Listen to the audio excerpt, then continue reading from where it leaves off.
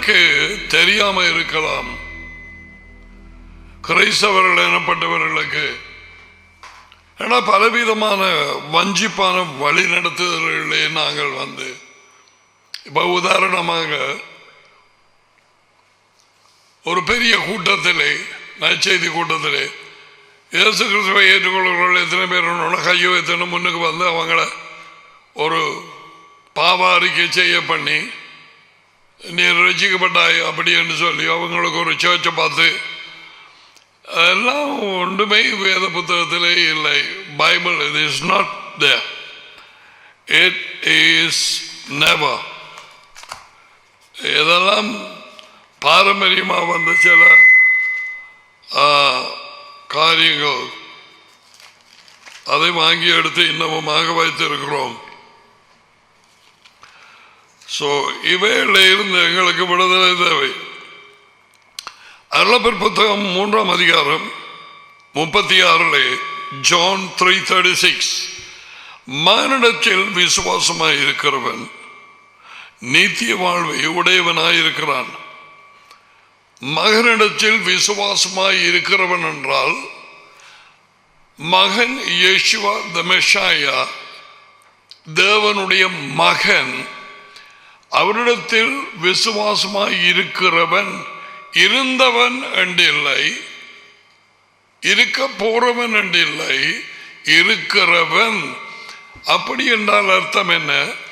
மகன் கொண்டு வந்த நற்செய்தியை ஏற்றுக்கொண்டு மகன் கொடுத்திருக்கிற கட்டளைகள் எல்லாவற்றுக்கும் கீழ்ப்படுகிறவன் தொடர்ந்து நித்திய வாழ்வை உடையவனாய் இருக்கிறான்.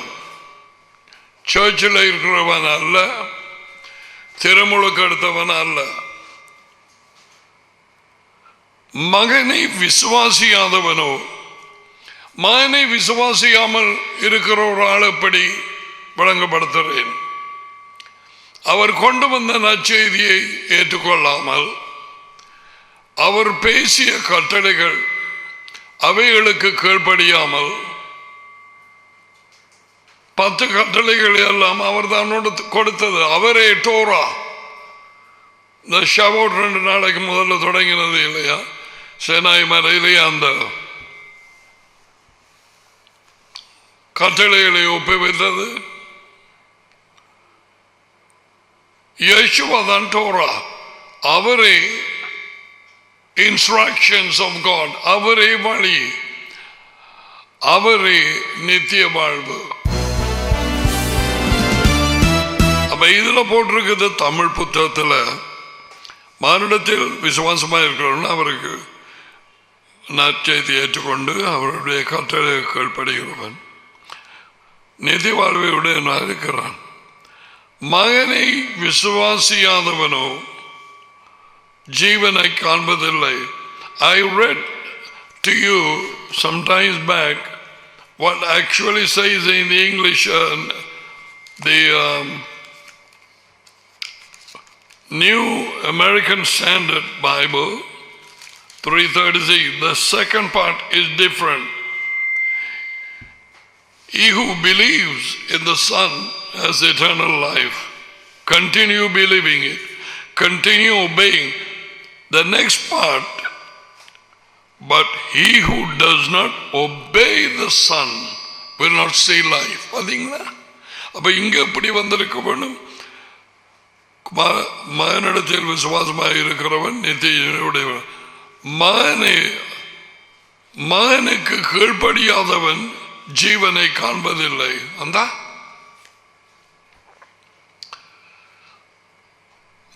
மகனை விசுவாசியாதவனோ ஜீவனை காண்பதில்லை. அது பிழை. மகனை பைகளும் விசுவாசிக்கிறது, ஆனால் மகனுடைய கட்டளைகளுக்கு கீழ்ப்படியாது. சரியோ? விளங்கிக் கொள்ளுங்க. Divide the word correctly.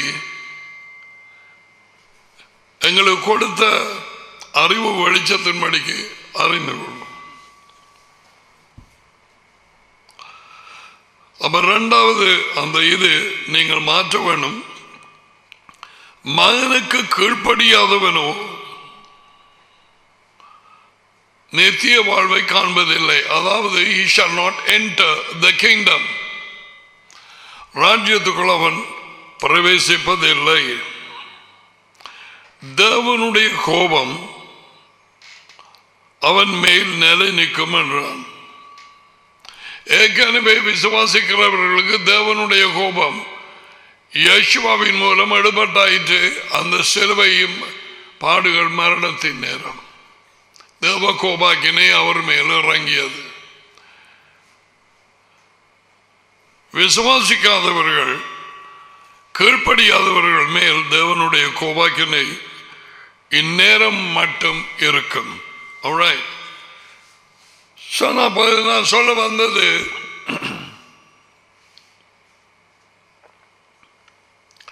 அநேகம் கிறிஸ்தவர்கள் எனப்பட்டவர்களுக்கு தெரியாமல் இருக்கலாம்.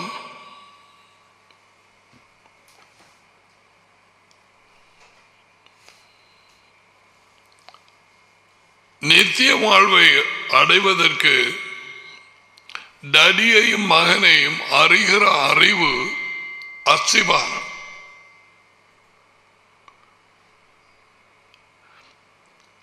Our eternal life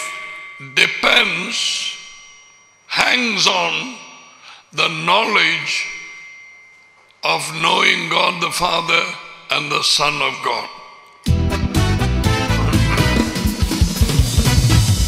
எத்தனை பேர் தெரியும்? நான் ரசிக்கப்பட்டேன், நான் நித்தியம் என்று ரசிக்கப்பட்டேன், அப்படி ரசிக்கப்பட்டேன், நான் 15 வருஷம், நான் 25 வருஷம் ரசிக்கப்பட்டேன். வேதவாக்கியங்கள் அப்படி கூறவில்லை. அருளப்பர் 17:3 திரும்பி வாசிக்கிறது நல்லது. எத்தனை தரம் நீங்க சொன்ன, நீங்க எனக்கு இப்பத்தானே எனக்கு சரியா பிடிப்பட்டது. எத்தனை பேர் சொல்லுவார்கள், இன்றைக்கு தான் எனக்கு பிடிப்பட்டது. யேசுவா இயேசு கிறிஸ்து டேடியோட பேசுகிறார், அவர் தகப்பனோடு.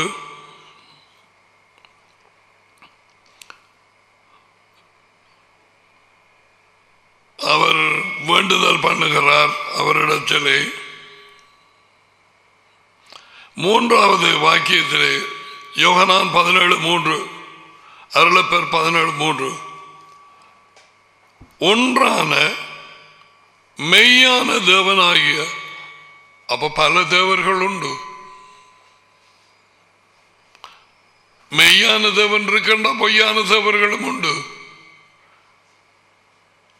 யேசுவா நேரடியாய் சொல்லுகிறார், ஒன்றான ஒருவரான மெய்யான தேவனாகிய உம்மையும் நீர் அனுப்பினவராகிய யேசுவா மேசியாவையும் அறிவது நித்திய வாழ்வு.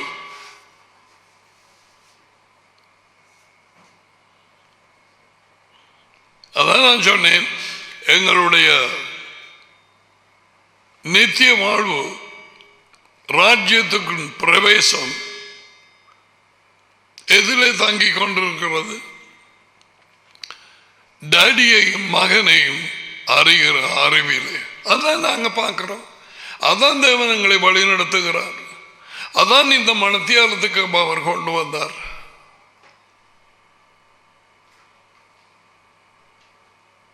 பழையான காரியங்களை விசுவாசித்து வஞ்சிக்கப்பட்டிருக்கிறார்கள்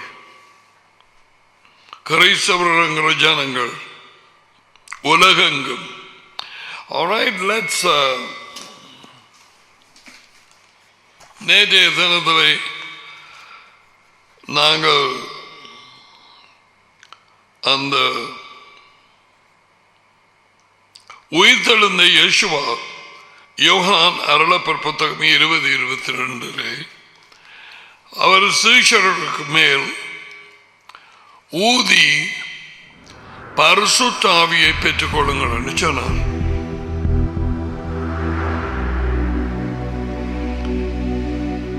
அந்த நாளிலே அந்த நேரத்திலே அவர்களுக்குள்ளே வெளிச்சம் வந்து அவர்கள் பிரகாசம் அடைந்தார்கள். They got, in other words, got born by the Spirit, born again inside. உள்ளே. Okay? யேசுவா தான் அந்த பரிசுத்த ஆவியானவரை ஊதினார். அவரே பரிசுத்த ஆவி.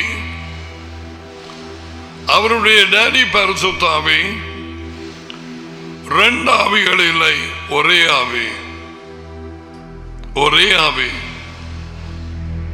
சிலர் பயப்படும் காரியம் ஒன்று இருக்குது, அதை நான் உங்களுக்கு சொல்லி நான் முடிகிறேன். Hope I have your sanction, Daddy. Yeshua பரிசுத்த ஆவியே உங்களுடைய டாடியின் ஆவி என்று சொன்னார். மத்தேயு 10:20. மத்தேயு 10:20. ஓகே. அதே மாதிரி மார்க்கு புத்தகம் 13:11. மார்க்கு ரெக்கார்ட் பண்ற நேரத்தில் பரிசுத்த ஆவி உங்களுக்கு கூட பேசுறேன்னு சொன்னான்.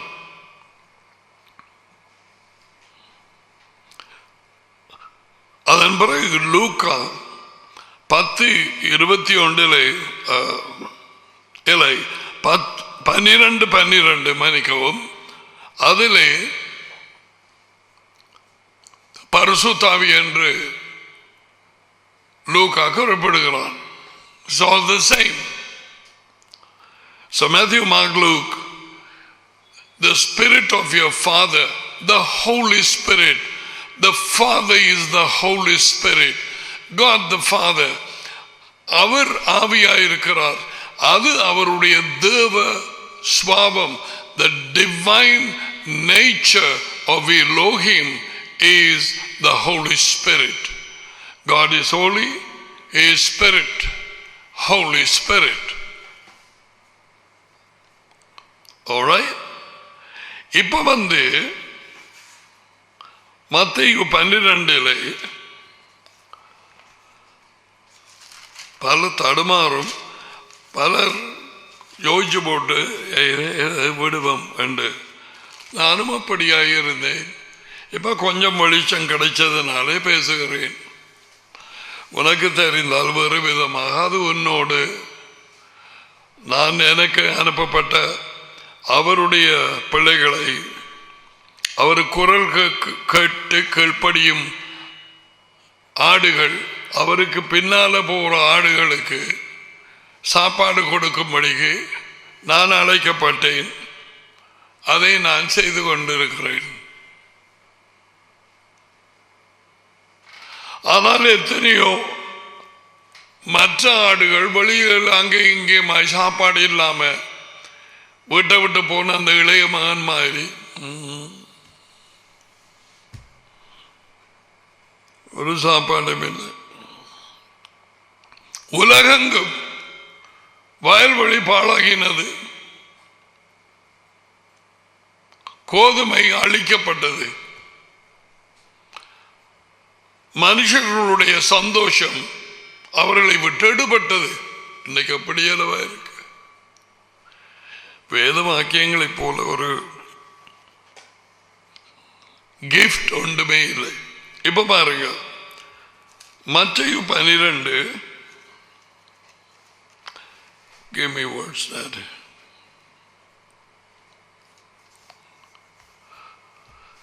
ஒரு மனுஷன்ல இருந்து பிசாசை துரத்தினவர்.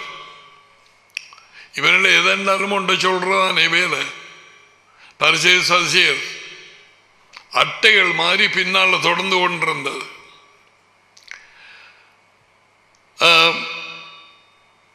அவர்களுடைய தகப்பன் பரிசேயர் சதுசேயர் மற்ற யூதர்கள் வேதபாரகர்கள் ஆபிரகாம் என்று நினைத்தார்கள்.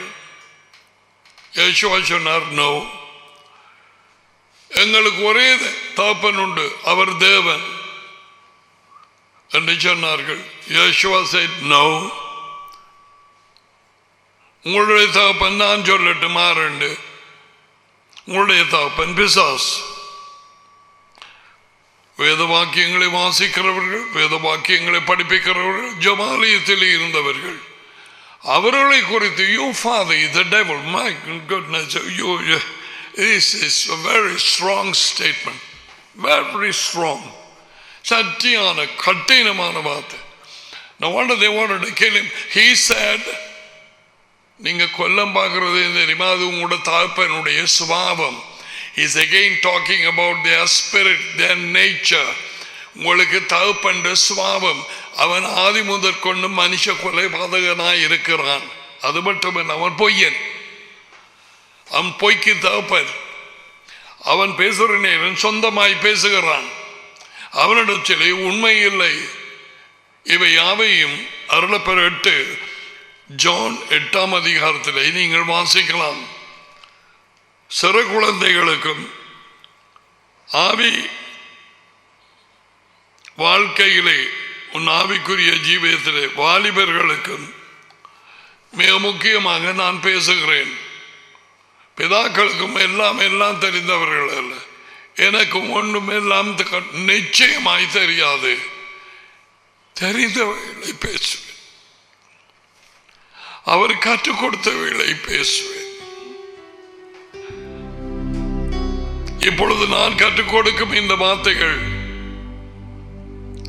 7-8 வருஷங்களுக்கு முதல் எனக்கு தெரியவில்லை. Knowing the Father and the Son, டாடியையும் மகனையும் அறிவது. எப்படியாய் டாடி மகனை வெளிப்படுத்த வேணும், மகன் டாடியை வெளிப்படுத்த வேணும். இடையில யாரும் வர முடியாது. அதுவும் தங்களுக்கு சொந்தமானவர்களுக்கு, தங்களுக்கு மன்னிக்கவும் சித்தமானவர்களுக்கு வெளிப்படுத்துகிறார்கள். இதெல்லாம் வேத புத்தகத்தில் இருந்தது. மிக முக்கியமாக நான் கத்தோலிக்கமாக இருக்கும் நேரம் 33 வருஷங்களுக்கு ஒன்றும் தெரியவில்லை. Nothing. And nobody told me to read the Bible. ஒன்றும் தெரியும். பெயர் இருக்கண்டோ, சூனியம் இருக்கண்டோ, அப்படி இருந்தாலும் அதுகளை என்ன மாதிரி டீல் பண்றது, என்ன மாதிரி கட்டுறது, உடைக்கிறது. நான் சொன்னேன், என்னுடைய நேரமூத்தாக்கா கல்யாணம் குழம்பி வீட்டுக்கு வந்த நேரத்தில் அடுத்த நாளோ என்னமோ யாரோ ஒரு பூசாரியை கூப்பிட்டுருந்தாங்க. எனக்கு தெரியாது இந்த பூசாரி வேலை என்னன்னு. அங்கால வீட்டில் இருக்கிற நேரம் அவன் வந்து போட்டு ஒரு கதவு என்ன நடக்குதுன்னு பாப்ப மட்டும் கதவை தர்றது என்னையோ எல்லாம் மட பரப்பி இருக்குது சாமான்கள். எங்களோட பேர் என்ன, கத்தோலிக்கர்கள். யாராவது வந்து ஒரு சரியான வழியிலே நடத்த ஒருவர்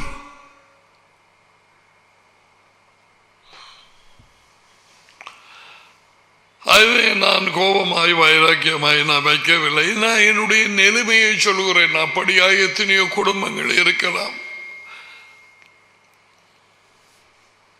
பாடல்கள் படிப்பார்கள், படித்தேன் நானும். யாரிடம் சொல்வோம் இறைவா? வாழ்வு தரும் வார்த்தை எல்லாம் உம்மிடத்திலே தான் உண்டு. வாழ்வு தரும் வார்த்தை இங்கே இருக்குது. அப்படி படிச்சு போட்டு வேறு செய்கிறது. அதான் சொல்றேன். இப்ப பாருங்க, அவர் பேரை கலைச்ச உடனே இவங்களை என்ன சொன்னாங்க? 27:12 மத்தேயு, நான் பெயல்செபூவினாலே பிசாசுகளை துரத்தினார். பெயல்செபூங்கிறது பிசாசுகளுக்கு தலைவனாம். அதனுடைய இடம் எனக்கு தெரியாது, நான் தோண்டி பார்க்கல. இதுக்கு ஏதாச்சுமா உங்கள் பிள்ளைகள் அவைகளை யாராலே துரத்துகிறார்கள்? அப்ப அந்த நேரத்தில் பிள்ளைகள் ஏதோ ஒரு வழியில பிசாசை துரத்தி இருக்கிறார்கள். இல்லாட்டி யேசுவா எப்படி சொல்லுவார்? உங்கள் பிள்ளைகள் யாராவது துரத்துகிறார்கள். ஆகையால் அவர்களை உங்களை நியாயம் தீர்க்கிறவர்களாய் இருப்பார்கள். இப்ப பாருங்க, நான் தேவனுடைய ஆவியினாலே, ஆவியானவராலே இல்லை, தேவனுடைய ஆவியினாலே. ஆவி தேவனுடையது, அவர் ஆவியாயிருக்கிறார். என் கரம் என்னுடையது, என் சரீரம் என்னுடைய சரீரம். இரண்டாவது வேறு ஒரு ஆள் இல்லை. என்ற பெயரை போட்டு நம்பர் 2 இல்லை. என் சரீரம் எனக்குரியது, தேவனுடைய ஆவி அவருக்குரியது. அவரே ஆவியாயிருக்கிறார், நாங்கள் மாமிசமாயிருக்கிறோம்.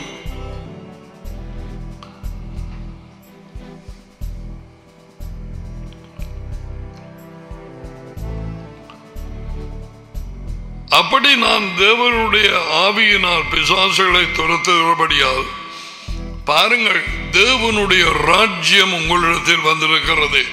இந்த ஒரே ஒரு மினிஸ்ட்ரியில தான் தேவனுடைய ராஜ்யம் கீழே இறங்கி வருகிறது என்று சொல்லி யேசுவா முத்திரையிடுகிறார். Casting out devils.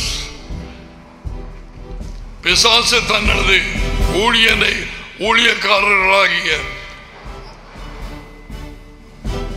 அசுத்தாவிகளை உள்ளே மறைத்து வைத்து குடும்பங்களை கெடுக்கிறான். சூனியத்தினாலே அது இதண்டு. ஓகே, விக்கிரகங்களை சொரூபங்களை ஏற்படுத்தி மெய்யான ஒரே தேவனாகி அவரே ஆவியிலும் உண்மையிலும் தொழுது கொள்ள விடாது பக்க வழியாய் திருப்பி இப்படி செய்கிறான். ஓகே,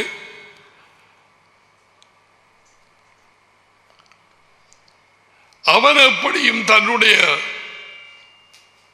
வேலைக்காரர்களாகிய அசுத்தாவிகளை ஜனங்களுக்குள்ளே பூந்து மறைத்து வைத்திருப்பான், நடிப்பான். தன்னுடைய ஊழியக்காரர்களை மேய்ப்பர்களாக போதகர்களாக மாற்றி விடுவான். கள்ள சகோதரர்கள், கள்ள கிறிஸ்தவ சபைகள் நிறைய உண்டு. காப்பி, அவன் காப்பி அடிக்கிற கள்ளன் தேவனுடைய காரியங்களை காப்பி அடிப்பான்.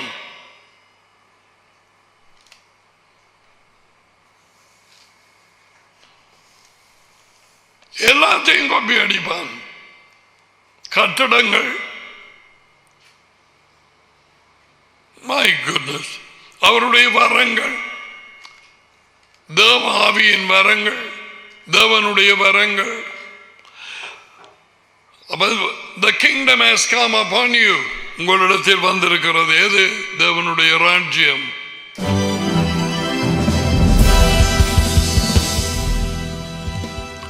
ஆனால்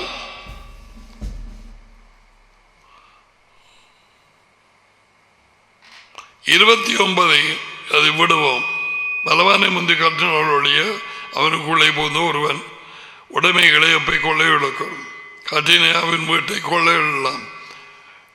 அதுக்கு விளக்கம் நான் இப்போது சொல்லவில்லை. என்னோடு இராதவன் எனக்கு விரோதியாக இருக்கிறான், என்னோடு சேர்க்காதவன் சிதறடிக்கிறான்.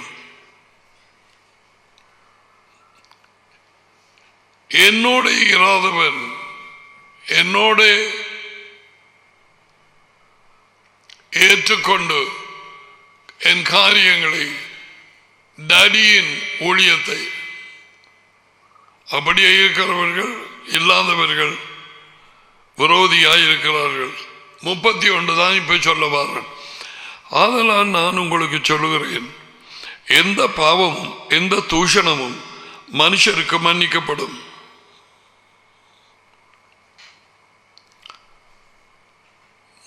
ஆவியானவருக்கு பிழை.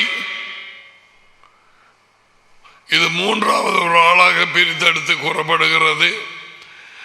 தேவனுடைய ஆவிக்கு விரோதமாக தூஷணமோ மனுஷனுக்கு மன்னிக்கப்படுவதில்லை. அவனாகிலும் மனுஷனின் மகன், அதாவது இயேசுவா விரோதமாக வார்த்தை சொன்னால் அது அவனுக்கு மன்னிக்கப்படும். அவனாகிலும் பரிசுத்த ஆவிக்கு, அங்கே ஆவியானவர், இங்கே பரிசுத்த ஆவி, டடியின் ஆவி, டாடி. விரோதமாக பேசினால் அது இம்மையிலும் இனி வரப்போகிற மறுமையிலும் வாழ்க்கையிலும் மன்னிக்கப்படுவதில்லை.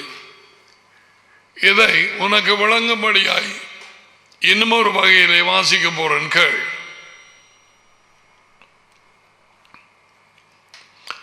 எந்த பாவமும் எந்த தூஷணமும் மனுஷருக்கு மன்னிக்கப்படும் எப்ப மனம் திரும்பினால். அதி உயர்ந்த தேவனுக்கு விரோதமான தூஷணமோ மனுஷருக்கு மன்னிக்கப்படுவதில்லை. விளங்குது?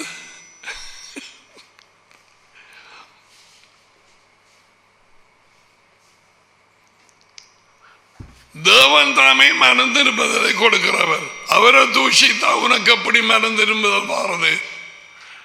மனம் திரும்புதல் ஈரோகிம் அதி உயர்ந்த தேவனாலே வருகுதண்டு சின்னப்பர் 2 தீமோத்தேயு 2:25-26 அதில் இருக்குது.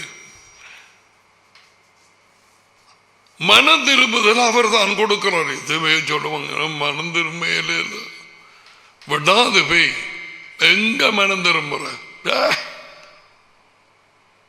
ஏலாம் மனம் திரும்பும் நேரத்தை தாண்டினார்கள். அப்ப யாருக்கு விரோதமாக பேசினால் மன்னிக்கப்படாதாம் என்று இயேசுவா சொல்றார். அதி உயர்ந்த தேவனுக்கு அவர்தான் ஆவி, அவருடைய ஆவி அவரேதான்.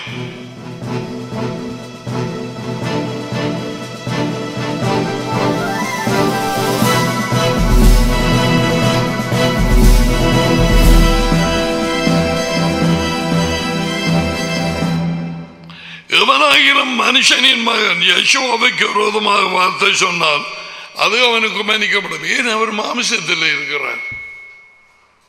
அதான் மனுஷன் மகன் என்று சொல்றார். The son of man. இப்ப எனக்கு தூஷிக்கிறீங்களா? இப்ப என்ன முகத்தில் துப்ப போறீங்களா? மன்னிக்கப்படும். துப்பினாங்கள். ஒருவன் கையோக்கி அறைஞ்சான், அது மன்னிக்கப்படும். கொண்டை இழுத்து பிடிச்சு வச்சு ஒரு கையா அரைஞ்சு போட்டான்.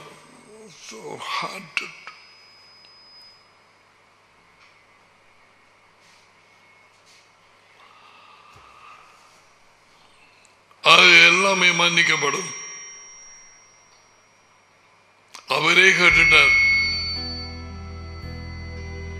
சிலுவையில, டாடி இவர்களுக்கு மன்னியும், இவர்கள் அறியாமல் செய்கிறார்கள். அவருக்கு தெரியும்.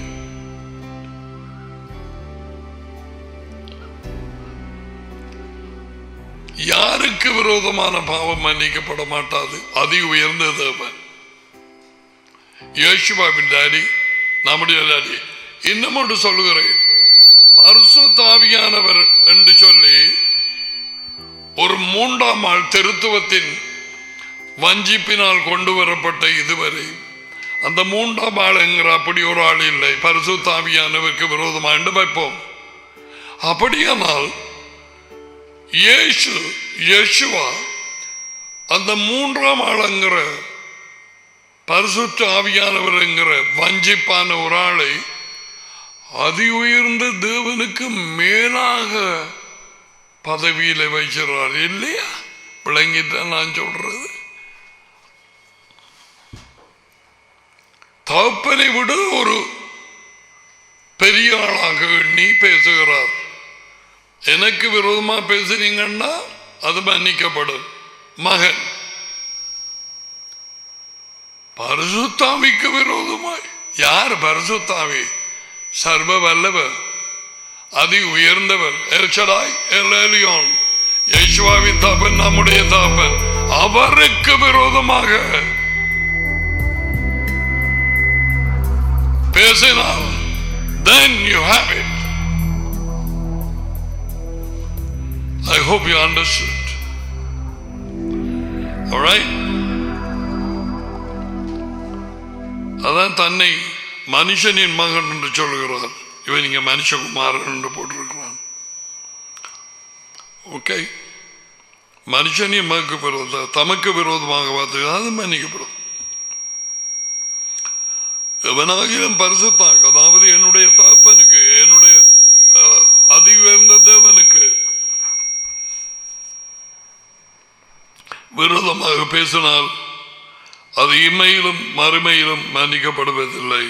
Okay, so that is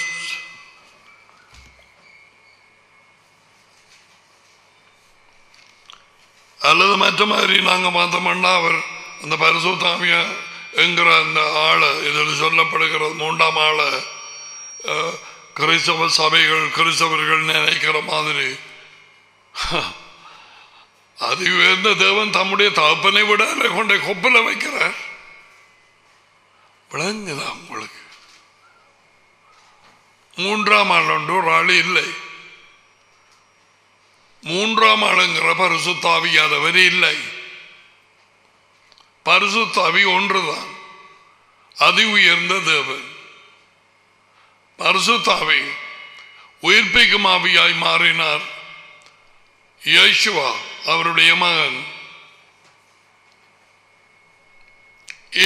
He became a life-giving spirit. ஆதி மனுஷன் ஆதாம் ஜீவனுள்ள மனுஷனானான். ஜீவன் கொடுக்க இயலாது. யேசுவா உயிர்ப்பிக்கும் ஆவியானார். அவர் லைஃப் கொடுக்கலாம். அதான் அவர் சொன்னார், நானே ஜீவன், நானே வழி, நானே உண்மை. அது இரண்டாவது ஆதாம், வானத்தில் இருந்து இறங்கி வந்த யாவே. Okay, I hope you receive that, otherwise you get the message and listen over and over. Okay, இதை நீங்கள் லூக்கா 12:10 வாசிக்கலாம். இந்த பரிசுத்த ஆவிக்கு விரோதமாக தூஷணம். தேவன் செய்யும் ஒரு காரியத்தை வாயார இழுத்து சும்மா பேசக்கூடாது.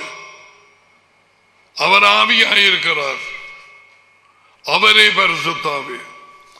நேற்று தினத்தில் நாங்கள் யோகனான் 14:23 சொல்லி தந்தேன். கீழ்ப்படியும் கிறிஸ்தவர்கள், கீழ்ப்படியும் தேவனுடைய பிள்ளைகளுக்குள்ளே தகப்பனும் மகனும், டடியும் மகனும் அவர்கள் வந்து குடியிருக்க வருகிறார்கள். கட்டளைகளுக்கு கீழ்ப்படுகிறவர்களுக்குள்ளாக. அருளப்பர் 16:23. சரியான நேரத்தை திருடி இருந்து எடுத்த நோட்ஸோட ஆராய்ந்து படிக்க வேணும். இவைகளை அவங்க ரெண்டு பேரையும் அறிகிற அறிவை நித்திய வாழ்வு. அருளப்பர் 17:3. டடி ஆவியாயிருக்கிறார், மகன் உயிர்ப்பிக்கும் ஆவியாயிருக்கிறார், பரிசுத்தாவி. ரெண்டு பேரும் பரிசுத்தாவி, ஒரே ஆவி, ஒன் ஸ்பிரிட். இப்ப 2 கொரிந்தியர் 3 we have to study. தேவன் என்ன சொல்லுகிறார்? I search for the scriptures, the teaching ministry of Yeshua. அவருடைய டீச்சிங் எத்தனை இடத்துல 100 தடவையில் 75 தடவை அவர் கற்பித்தார். அப்படித்தான் போடப்பட்டிருக்கிறது. மற்ற நேரங்களில் இந்த ஓமையை சொன்னார், அதையும் கற்பித்ததான். He was teaching. You call me a teacher? Yes, I am. Yeshua சொன்னார். You call me teacher and Lord, எஜமான்? Yes, I am great teacher. எம்மாவது தேங்க்யூ எம்மாவதுருவில் போகிற நேரம் படிப்பிச்சு கொண்டு தானே போனார். அதுவும் ஒரு 2 வசனமா தொடங்கினார். மோசையில் வழியில நடந்து போக பைபிள் ஸ்டடி நடக்குது. அவர் கேட்கிறதும் வழியை பார்க்கிறதும் அந்த புத்தகம் இந்த புத்தகம் திக்கதரிசிகள் பாடல்கள் சாம்ஸ் எல்லாம் கற்றுக்கொடு. He is a teacher. He will teach. அவரே anointing உள்ள இருக்கிறபடியா படிப்பிப்பார். அதான் முதலாம் அருளப்பர். தேங்க்யூ. 2:27 யாரும் கற்பிக்க வேண்டியதில்லை. எனக்கு எல்லாம் தெரியும் அப்படி சொல்றதுக்கு அங்கே எழுதப்படவில்லை. உங்களுக்குள்ளே இருக்கிற அபிஷேகம், அது அபிஷேகம் அந்த சொல்லும் சரியில்லை.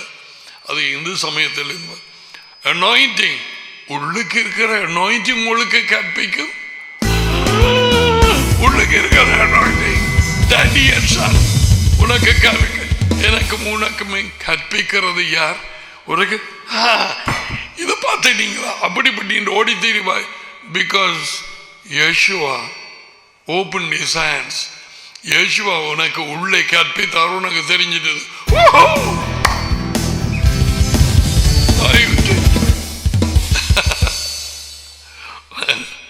இப்ப விளங்கிட்டா அந்த முதலாம் அருளப்பர் 2:27 அந்த anointing is the teaching anointing of Yeshua. Where is he? Inside of you.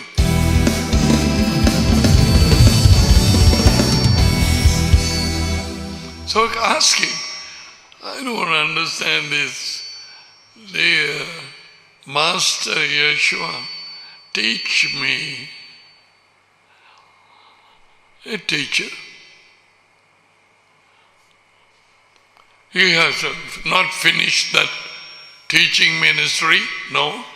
He is not retired. He won't. He will be teaching in Jerusalem.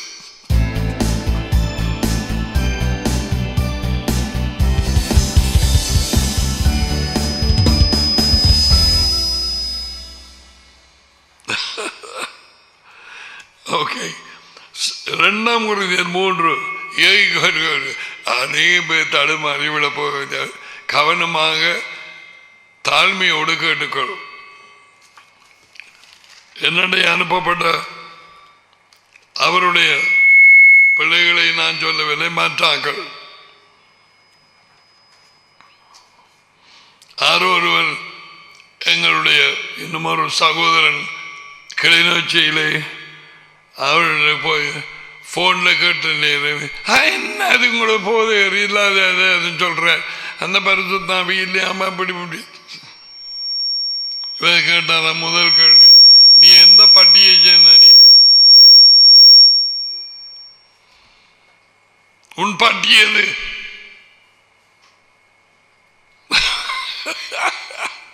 என்ன பிரதர் இப்படி சொல்றீங்க? வேற எப்படி சொல்ற? அவர் அவர பட்டியாடுகளுக்கு அவர் படிப்பிக்கிறார். நீ கடையில வந்து உனக்கு என்ன இது? நீ அவருடைய படிச்ச நீ அந்த சாப்பாடை முதல்ல சாப்பிட்டு இருக்கிறியா? நல்ல ஒரு மறுபடி துறம் 2 Corinthians சின்னப்பர் குழந்தையத்தை கழுவின நிருபத்தில் 3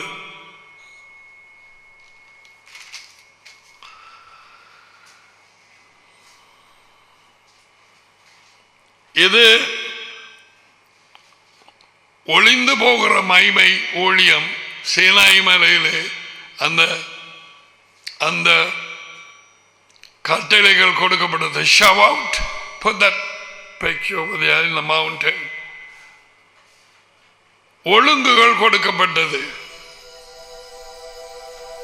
அதில் தேவனுடைய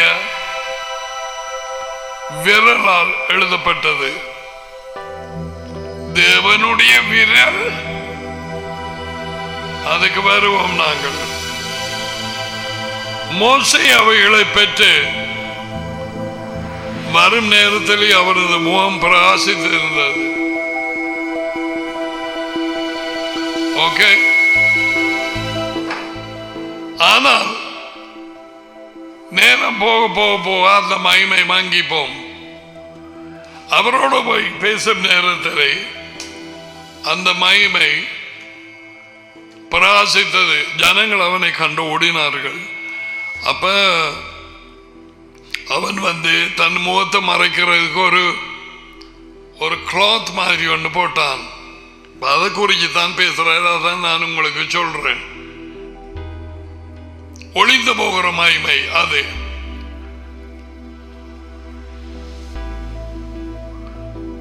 மூன்றாம் அதிகாரம் 2 கொரிந்தியர் 11வது வாக்கியம். அன்றியும் ஒளிந்து போவதே மகிமை உள்ளதாய் இருந்தால் நிலைத்திருப்பது எப்படி இருக்கும்? இனி வார மகிமை, ராஜ்யத்தின் மகிமை, டடியும் மகனும் உள்ளே வந்து ஜீவிக்கும் மகிமை, கிறிஸ்து உங்களுக்குள்ளே மகிமையின் ரகசியம், ராஜ்யத்தின் ரகசியம், ராஜ்யத்தின் மகிமை. அவர் மகிமையோடு வரும். கொலோசியர் 1:27 Christ in you. 3:12 நாங்கள் இப்படிப்பட்ட நம்பிக்கையை உடையவர்களால் மிகவும் தாராளமாய் பேசுகிறோம். Openly speak. மேலும் ஒளிந்து போவதின் முடிவு இஸ்ராயல் பிள்ளைகள் நோக்கி பாராதபடிக்கு அவன் முகம் பிரகாசித்துக் கொண்டிருந்தது. ஆனால் அது ஒளிந்து போகிற மகிமை. இஸ்ராயல் பிள்ளைகள் நோக்கி பாராதபடிக்கு மோசே தன் முகத்தின் மேல் முக்காடு போட்டுக் கொண்டது போல நாங்க போடுறதில்லை. அது ஒளிந்து போகிற மகிமை. அதோட அவங்க கண்டு பயந்து ஓடி நாங்கள் மோசைய. அது மகிமை. ஏன்னா டேடியோடு மகனோடு அவன் பேசிக்கொண்டிருந்தான். மகன் அவரோடு கூட இருந்தார். ஸோ டோன்ட் வரி, போட்டு சொல்லட்டாதே தலைய. அவரே தோறா, அவரே வார்த்தை, அவரே மார்பிலே இருந்தவர். அவருடைய மார்பில் நாங்கள் போடுகிறதில்லை.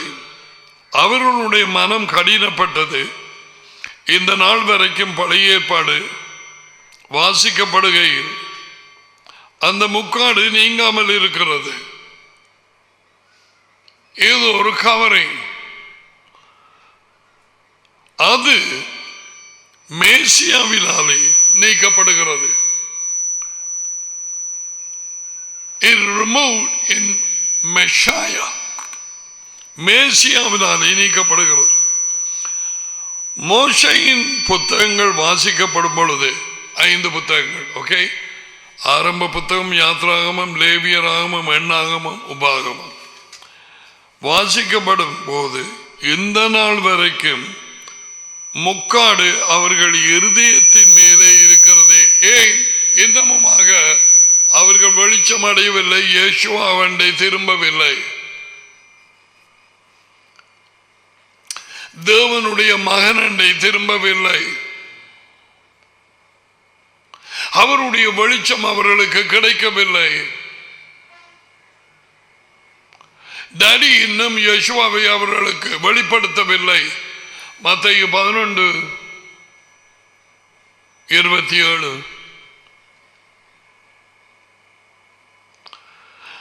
16வது வார்த்தை. அவர்கள் எஜமானிடத்தில் மனம் திரும்பும் பொழுது அந்த முக்காடு எடுபட்டு போகும். எஜமான் யாரை குறித்து பேசிக்கொண்டு வர்றீங்க? மேசியா. அவரை குறித்து கிறிஸ்து. அவரண்டை திரும்பும் பொழுது அந்த முக்காடு எடுபட்டு போகும். எஜமானே ஆவியானவர். இதை விட வேற என்ன தேவையா? The Lord is the Spirit. கிரியோஸ், அவரே ஆவி. உயிர்த்தெழுந்த இயேசு கிறிஸ்துவே தேவ ஆவி. தேவனுடைய ஆவியினாலே உயிர்ப்பிக்கப்பட்டார். அதி உயர்ந்த தேவனின் ஆவி, அவருடைய சுவாசம்.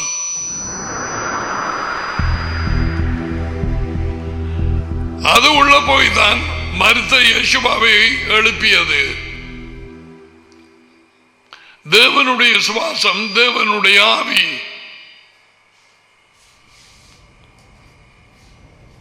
பாத்தீங்களா? இயேசுவாவே அந்த ஆவியாய் இருக்கிறார்.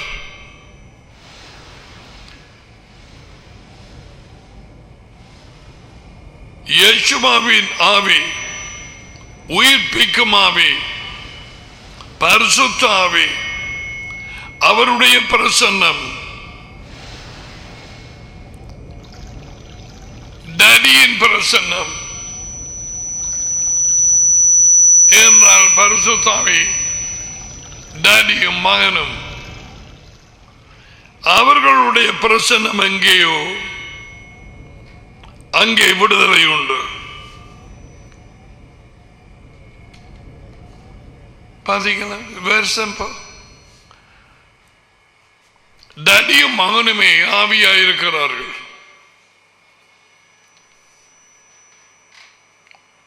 மகன் தனியாக போய் ஒரு இடத்துல இருக்கிறதில்லை.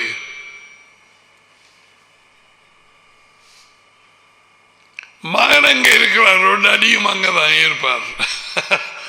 மகனை உடையவன் டேடியை உடையவன்.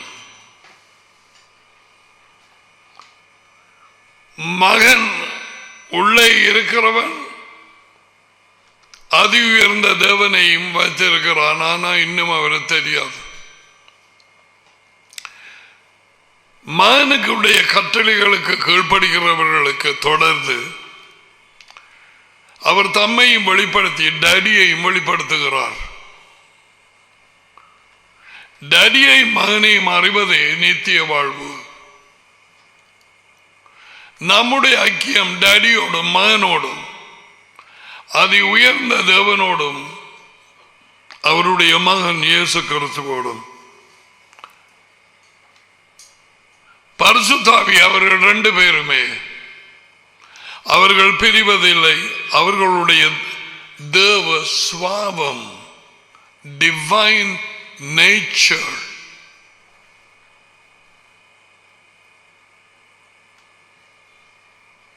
யேசுவா டேடியின் பரிசுத்த ஆவியை பெற்று உயிரோடு எழுந்து அவருக்குள்ளே அவர் பரிசுத்த ஆவியாக உயிர்ப்பிக்கும் ஆவியாக இராவிட்டால் என்னென்று சுவிசேஷத்திலே போய் அவர்கள் மேல் ஊதலாம்.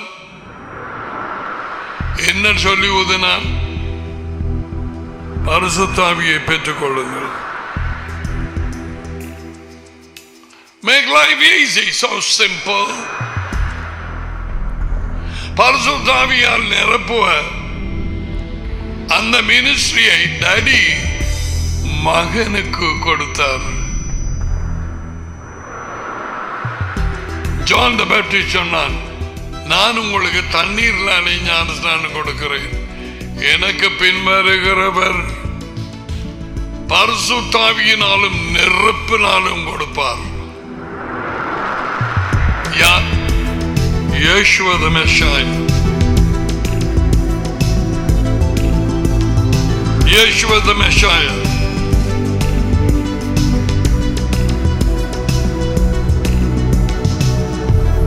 வெளிப்படுத்தின புத்தகம்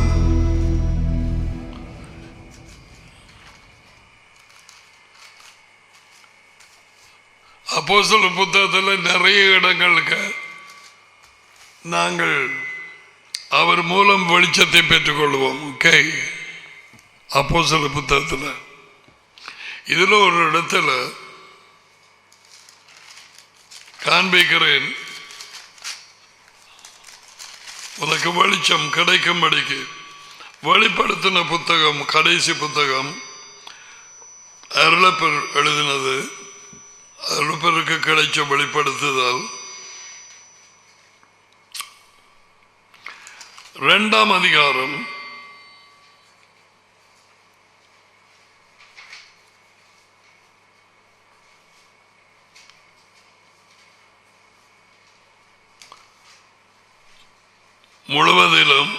3ஆம் அதிகாரத்திலும் 7 சபைகள் கூறப்படுகிறது. 7 சபைகள். இந்த 7 சபைகளுக்கு முடிவிலே ஒவ்வொரு சபைக்கும் பேசி முடிவிலே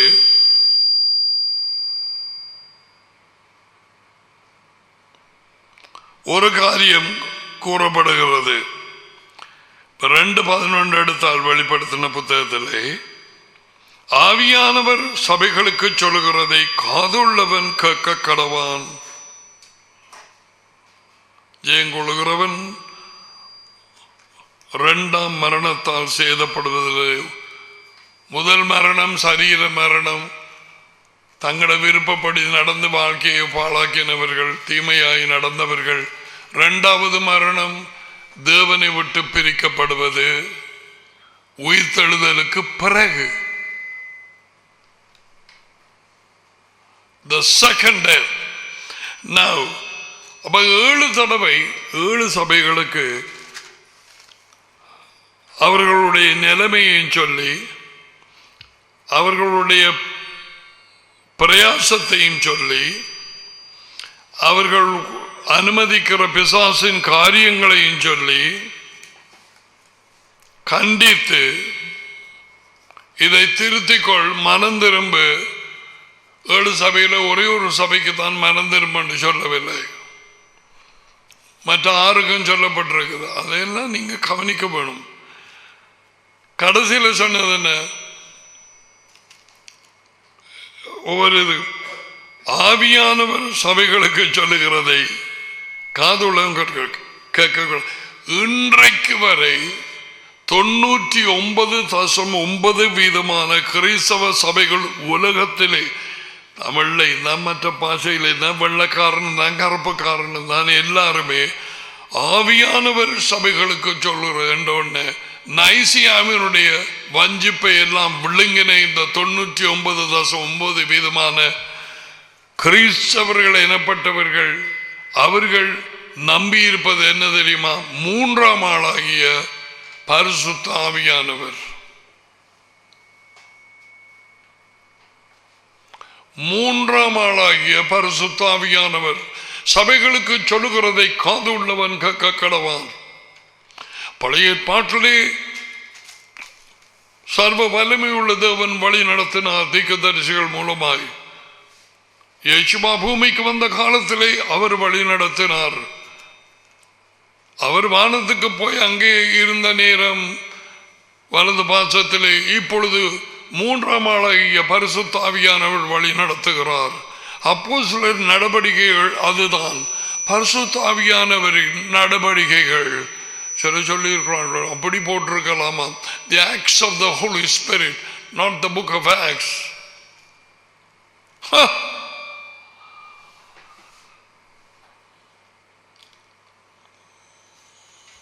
ஒரு 3ஆம் ஆளும் இல்லை, தடியும் மகனும் மட்டும்தான். 3ஆம் ஆள் இருந்திருந்தால்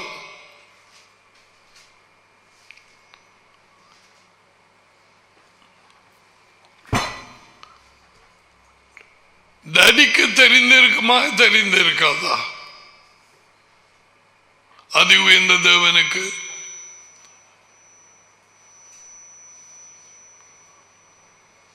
எத்தனை தடவை சொன்னவர், நானே தேவன், என்னை தவிர வேறு யாரும் இல்லை, முன்பு இருந்ததில்லை, இனிமேலும் இருக்க போறதில்லை. எத்தனை தடவை அதுக்கு பிறகு சொன்னார், எனக்கு என்னை யாருக்கு சமமாக்குவீர்கள்? என்னை யாருக்கு ஒப்பிடுவீர்கள்? இவைகளை கவனித்தார்களா நைசியாவின் கூட்டங்கள்? கான்ஸ்டன்டீனுக்கு கீழே இருந்த கூடிய கூட்டம், பிஷப் தியோடேசியஸ் 381 அவனுக்கு கீழே கூடிய கூட்டம் கவனித்தார்களா? No. They had their own opinions. அவர்கள் சொந்த அபிப்பிராயங்களை எடுத்து சொன்னார்கள். And Constantine or Theodosius, they were not concerned about தேவனுடைய வார்த்தை, அவருடைய தேவத்துவம், the truth, உண்மை. No. அவர்களது அரசாட்சியிலே ஜனங்கள் அமைதியாக இருக்க வேண்டும் என்றே விரும்பினார்கள். சோ குயிக்காக எல்லா கூட்டங்களையும் வச்சு முடிச்சதான். 3ஆம் ஆளுங்கிற இது ஒரு ஆளு வச்சு பரிசுத்தாவி என்று கொடுத்தது நைசியாவிலே. டாடி அதை குறித்து பேசவில்லை, இயேசுவா அதை குறித்து பேசவில்லை. 3ஆம் ஆளை குறித்து எத்தனையோ இடத்துல 3ஆம் ஆள் கட்டடியிலையும் இல்லை. ஏன் அப்படி ஒரு ஆள் இருந்தா தானே அவர் சொல்ல, மெய்யான ஒரே தேவனாகிய உம்மையும் நீர் அனுப்பிய இயேசுவாவை அறிகிறார்களே, காலகட்டத்துக்கான ஜீவன். 3ஆம் ஆள் இல்லையே. டடியின் மேல் விசுவாசமாயிருங்கள், தேவன் மேல், என்னிலும் விசுவாசமாயிருங்கள். இயேசுவாவுக்கு தெரியவில்லையா 3ஆம் ஆள் இருக்கண்டு? சுவிசேஷர்களுக்கு தெரியாதா? அப்படி ஒரு வரி இல்லை. கிறிஸ்தவம் பலகாரம் செய்கிற மாதிரி எங்கேயோ கிடந்த பொய்யை எல்லாத்தையும் எடுத்து மாமாதிரி உருட்டி திரட்டி நைசியா 325 மாவை வாங்கினார்கள். பரிசுத்தாவியை விசுவாசிக்கிறோம். 381 பலகாரம் செய்து முடித்தார்கள்.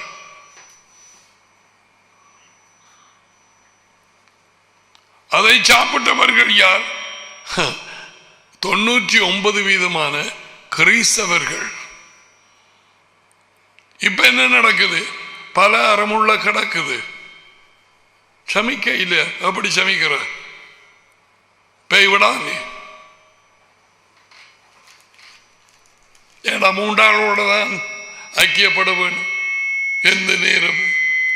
பரிசுத்தாவி பரிசுத்தாவி பரிசுத்தாவி. ஆவியானவர் சொன்னார், ஆவியானவர் பேசினார், ஆவியானவர் வந்தார், ஆவியானவர் போனார், ஆவியானவர் என்னோடு இருக்கிறார், ஆவியானவர் ஆவியானவர் ஆவியானவர் ஆவியானவர். இன்று வரை அந்த பலகாரம் உள்ளதான் இருக்கு. நைசியா உருட்டி உருட்டி கொடுத்த பலகாரம் செய்தாங்கள். ஆனா மாவை வாங்கினது 325. பரிசுத்தாவியை விசுவாசிக்கிறோம். 381 எல்லா பலகாரத்தையும் செய்து வித்து போட்டாங்க. இன்றைக்கு வயிற்றில் இருந்து இவைகளை எடுங்க பாப்போம். சும்மா பலகாரம் பண்ணா ஏதாவது கொடுத்து சத்தி வைக்க பண்ணலாம். இது பேயின் பலகாரமே. ஒவ்வொரு பலகாரத்து உருண்டைக்குள்ளையும் அவன் இருக்கிறான். வச்சு கொண்டிரு. ஆனால் இந்த வார்த்தை உனக்கு விடுதலை கொள்ளுவேன், உனக்கு விளங்கும்படியாக இப்படி பேசுகிறேன். டடியோடும் மகனோடும் ஐக்கியத்தை இல்லாதபடிக்கு கதவை அடைச்சு மூடி போட்டு இல்லாத ஒரு 3ஆம் ஆளோட இல்லாத ஒரு ஆள். அன்றைக்கு நான் சொன்னேன், கிறிஸ்துமஸ் பாப்பாவை உடுத்தி சில பைத்தியங்கள் போகும் ரோட்டால. ஏன் பைத்தியங்கள்? ஏன்னா அதுகளுக்கு தெரியல அப்படி ஒரு ஆள் இல்லைண்டு. இன்னொரு வகையில் பைத்தியங்கள் சொல்றேன். ஏன்னு கேட்டால், சாராய கடைக்கு போக தேவையில்லை, வாயு முழுக்க சாராயம். கிறிஸ்துமஸ் பாப்பா தொடக்கம் பின்னால வார எல்லாத்துக்கும் சாராயம். 12, 1.5 இப்ப கொஞ்சம் குறைஞ்சு போன மாதிரி கிடக்குது. என்ன இப்ப சாராயம் இல்லையோ என்னவோ தெரியாது.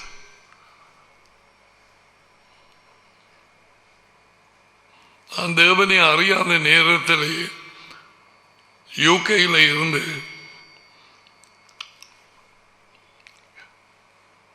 21ஆம் தேதி டிசம்பர் இங்க வந்து இறங்கி நான் 80ஆம் ஆண்டு டிசம்பர் 21. அடுத்த நாளோ என்னமோ எட்டி பார்த்தேன் நான், ஒரு கூட்டம் வருது.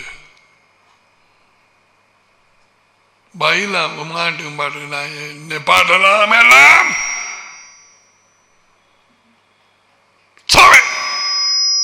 போகலாம் போடுங்க. அம்மா பத்த தம்பி தம்பி தம்பி தம்பி பேசாத தம்பி பேசாத தம்பி அவங்க போட்ட தம்பி என்ன விட்டுச்சு போற. இன்றைய கிறிஸ்தவம் யார் இதை சொல்லுவாங்க? இயேசு பிறந்தார் என்று சொல்றீங்களா? கூத்தாடிட்டு போய் அடே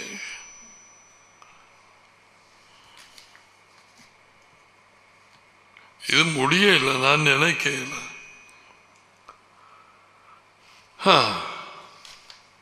அப்ப என்ன நான் சொல்ல வந்தது,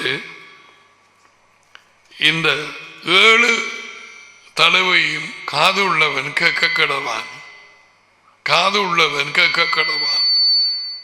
ஆவியானவர் சொல்றதை காது உள்ளவன் கேட்க கடவான்.